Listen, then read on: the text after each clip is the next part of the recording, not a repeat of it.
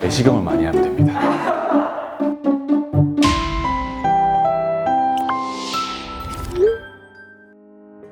네, 안녕하십니까.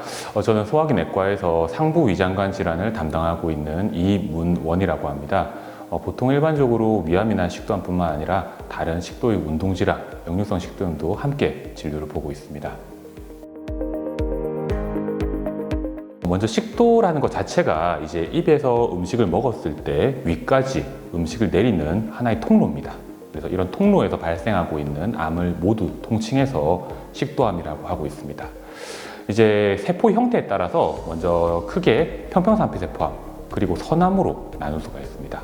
우리나라에서는 편평상피세포암이 거의 전체에서 식도암이 95% 정도를 차지하고 있을 만큼 거의 대부분이 있고요. 하지만 이제 최근 이런 식습관이, 먹는 습관이 서구화되면서 역류성 식도염 환자가 점점 늘어나게 되면서 식도 선암의 빈도도 조금씩 증가하고 있는 걸로 알려져 있습니다. 역류성 식도염의 위험 인자 중 하나가 복부 비만입니다. 이제 복부 비만이 있을 경우에는 복압이 증가되면서 역류 이벤트가 많이 발생을 한다고 알려져 있습니다. 그래서 보통 서구권에서는 이런 역류성 식도염을 조절하기 위해서 이제 복부 비만, 특히 비만에 대해서 좀 조절을 하자라고 하는 의견들이 많이 있습니다. 점점 선암의 빈도가 증가하고 있기 때문에 우리나라도 이러한 것들에 대해서 이전에는 거의 선암이 없었기 때문에 그렇게 신경을 쓰지 않았습니다만은 요즘에는 드물지 않게 식도 선암을 발견하고 있기 때문에 여기에 대한 경각심을 가지는 것도 필요하겠습니다. 먼저 앞서 말씀드렸던 것처럼 편평상피세포암, 선암에 따라서 원인이 조금 달라집니다. 거의 대부분을 차지하고 있는 이제 편평상피세포암에 대해서 먼저 말씀드리자면요. 일반적으로 60세 이상의 고령의 남성에서 흔하게 발생하고요. 가장 큰 원인으로는 이제 술이 있습니다. 술, 그리고 특히 독주, 그리고 흡연이 있어요. 그 중에서 술과 흡연을 동시에 할 경우에는 그 위험성이 상호작용으로 인해 가지고 100배까지 위험하다고 증가한다고 알려져 있고요. 그 외에도 뜨거운 차를 마시거나 채소, 과일이 부족한 식습관, 그 다음에 부식성 식도염은 이제 위험 인자로 알려져 있습니다. 그 다음으로는 선암이 있는데요. 이제 역류성 식도염이 반복될 경우에는 식도 점막이 위점막 세포와 유사하게 변하는 것을 발해식도라고 하는데요. 이럴 경우에는 30에서 한 40배 가량 식도암의 발생 위험이 높아진다고 알려져 있습니다. 이제 따라서 치료하지 않는 장기간의 역류성 식도염, 발해식도, 복부 비만, 흡연 등이 그런 식도 선암의 원인이 될 수가 있습니다.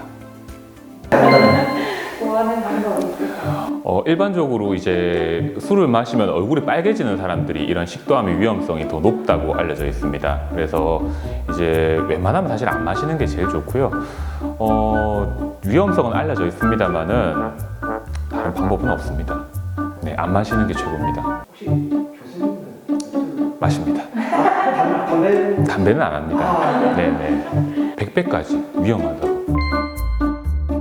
담배가 제일 안 좋은 것 같습니다. 네, 담배와 같은 경우는 이제 식도암이 있는 경우에는 인후부암도 같이 있는 경우가 한 1에서 20% 정도 있습니다. 그래서 역시 마찬가지로 흡연 역시 인후부암의 위험 인자가 되기 때문에 보통 인후부암이 있었는데 몇 년 후에 식도암이 발견되는 경우가 많고요. 식도암이 있었는데 이후에 추적 검사하다가 인후부암이 발견되는 경우도 많습니다. 그런 분들을 공통적으로 보면은 흡연하시는 분들이 상당히 많고 암이 진단되고 나서도 끊지 못하는 경우들이 덜어 있었습니다. 그래서 금연은 정말 반드시 필요하겠습니다. 이제 결국 아이가 이제 한미천이라고 이제 몸이 건강하고 나는 이런 거에도 괜찮다라고 생각했지만 결국 그 미천은 떨어지게 됩니다. 저도 이제 미천이 떨어졌고요. 이제 미천이 떨어지면은 이제 몸을 관리하시고 몸에서 나오는 사인들이나 그런 신호들을 잘 들으시는 것이 좋을 것 같습니다. 식도암의 주요 증상은 음식을 삼키기 어려운 증상, 즉 연화곤란입니다. 제가 앞서 말씀드렸던 것처럼 식도는 음식이 지나가는 통로인데요. 음식을 먹으면 이렇게 잘 늘어나는 거예요. 근데 식도암이 크기가 작다면 대부분 큰 증상이 없습니다만은 이런 식도암이 덩어리가 커지면서 진행이 되면 식도 내강을 맞게 됩니다. 그러면서 증상을 유발하게 되는데요. 환자들 얘기를 들어보면은 처음에는 고기나 깍두기, 덩어리가 큰 음식을 먹기 힘들다가 조금씩 진행되면서 죽이나 같은 부드러운 음식도 먹기 힘들고 최종적으로는 물이나 음료수도 삼키기 힘들어합니다. 이로 인해서 점점 드시는 양이 작아지면서 살이 빠지게 되고요. 영양실조가 동반되는 경우도 많습니다. 음식을 잘 못 삼키게 되면 먹었던 음식이 다시 입으로 튀어나오고 경우에 따라서는 기도로 흡인이 되기도 합니다. 그래서 구토나 기침, 흡인성 폐렴이 동반하기도 합니다. 이제 식도암이 목소리를 내는 성대의 후두신경을 침범하면 쉰 목소리가 나오기도 하고요. 또 기관을 침범한 경우에는 기침이나 객혈과 같은 증상이 있을 수가 있습니다. 그래서 이런 증상이 있는 상태에서 발견된 식도암은 이미 진행된 경우가 많아서 사실 예후가 좋지 않습니다. 이제 반면 조기 식도암 같은 경우에는 증상이 없는 경우가 대부분이고요. 건강검진에서 우연하게 발견되는 경우가 많습니다. 식도암은 사실 이제 건강검진 내시경을 하더라도 발견하기가 상당히 어렵습니다. 왜냐하면 식도에 연동 운동이 있고요.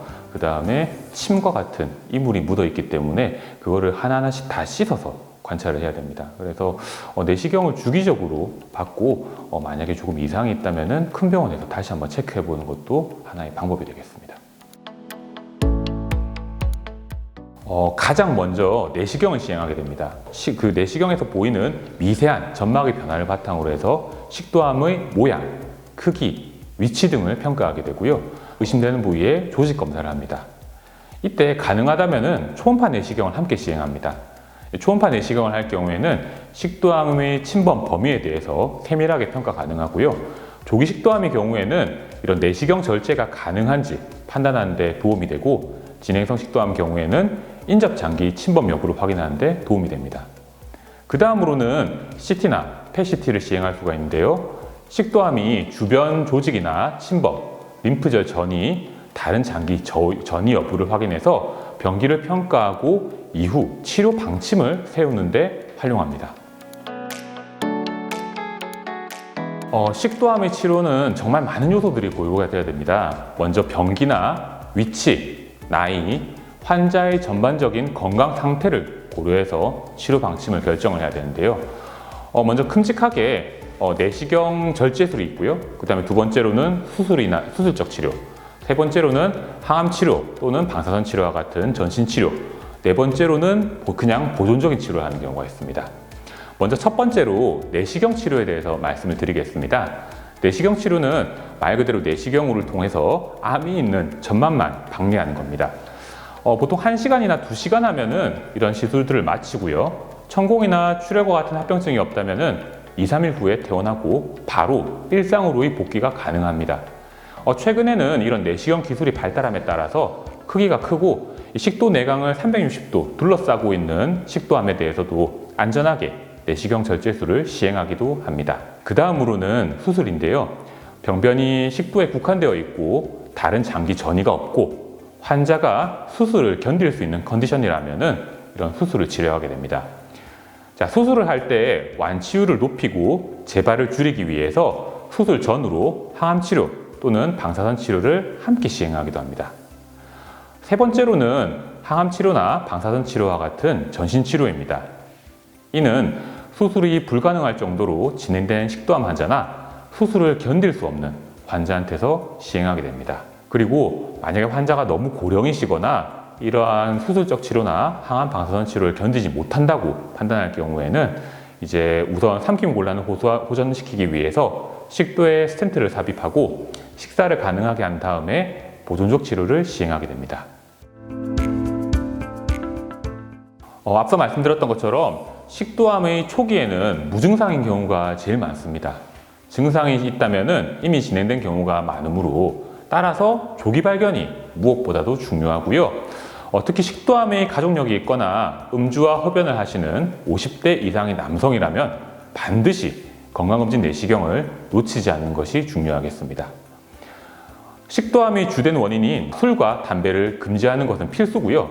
지나치게 뜨거운 음식이나 염장식품, 가공육 섭취를 가급적 자제하시고 충분하게 신선한 과일이나 채소를 충분히 드시는 것이 도움이 됩니다. 차가운 음식은 사실은 크게 보고된 바는 없고요. 이제 뜨거운 음식 같은 경우에는 이제 중국이나 차 문화가 많이 발달된 곳에 식도암이 발병률이 유병률이 높다고 알려져 있는데요. 이제 너무 뜨거운 음식을 반복적으로 마시게 되면은 이런 상부식도 쪽으로 해서 이제 반복적인 염증이 발생을 하고 그로 인해서 식도암이 발생하는 기전입니다. 실제로 이제 그런 뜨거운 차를 많이 마시는 분들이 상부식도에 이런 식도암이 있는 경우가 덜어 있고 이게 하나의 단일 병변이 아니라 다발성으로 있어서 치료하기가 좀 곤란했던 케이스도 있었습니다.